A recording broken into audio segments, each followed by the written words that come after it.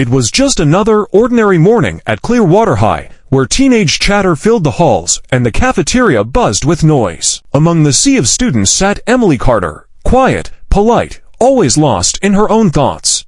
She wasn't the loud type, nor did she try to fit in with the popular crowd. But that day in history class, a simple conversation changed everything. The teacher had been talking about modern warfare and asked, "Does anyone know what the most advanced fighter jet in the world is?" Emily raised her hand gently. "The F-22 Raptor," she said confidently. A boy at the back, Tyler, laughed. "How would you know that, nerd?" he mocked. Emily didn't flinch. "Because my mom flies one." The room fell silent for a second, then erupted in laughter. Even the teacher looked skeptical, smiling politely as if humoring a child's fantasy. "That's cute," another girl teased.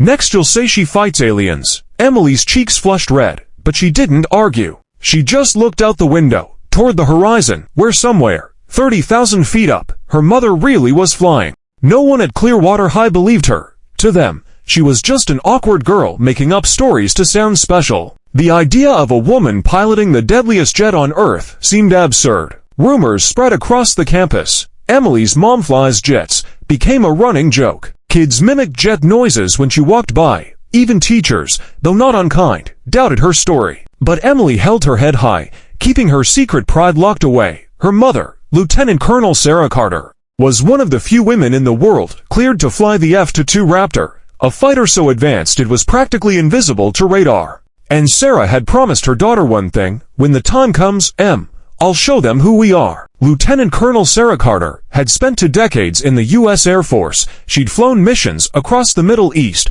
trained with NATO allies, and led countless sorties as part of the 27th Fighter Squadron. The Fighting Eagles, her call sign was Phoenix.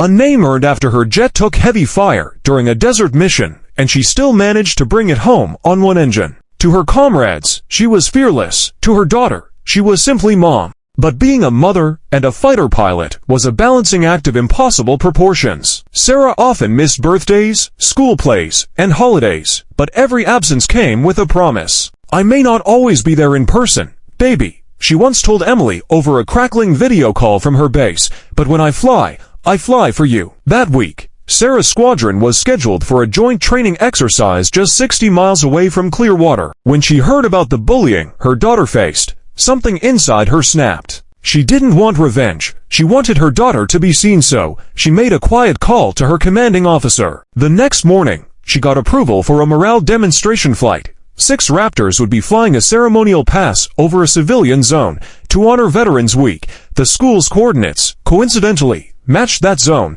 She smiled when she hung up the phone. "You wanted to see something special, Em," she whispered to herself. "Let's give them a show they'll never forget." The next Friday began like any other, until the ground started to tremble. It was just before noon. Students were gathered on the football field for the Veterans Week assembly. The principal was speaking about honoring those who served when a deep, bone-shaking roar rolled across the sky. Heads turned, birds scattered. The sound grew louder, like thunder made of steel. Emily looked up first. A silver flash streaked across the clouds, followed by another, and another 6 F-22 Raptors flying in perfect formation, cutting through the blue like arrows of light. Gasps filled the field.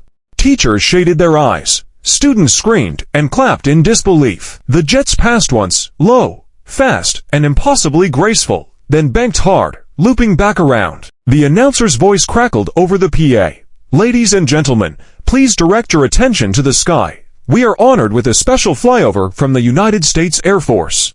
On the second pass, the lead jet pulled ahead and executed a flawless diamond formation break, the kind only elite pilots dared attempt. The sound hit a second later, a sonic boom that rattled windows and made everyone's heart pound. And as the jets turned in unison, one peeled off the leady and dipped its wing toward the school. Emily's breath caught. She recognized that move. It was her mother's signature salute. The lead jet leveled, circled once more, and a voice came faintly over the loudspeaker, transmitted from the school's communication line, patched through by prior arrangement. "This is Lieutenant Colonel Sarah Carter, call sign Phoenix. To the students of Clearwater High, especially my daughter Emily, remember, you can be laughed at, doubted, or ignored, but never let them ground you." For a moment, there was silence, stunned silence, then came cheers, applause, and tears. Emily stood frozen, tears rolling down her cheeks as she looked up at the sky where her mother's Raptor disappeared into the clouds, followed by 5 others.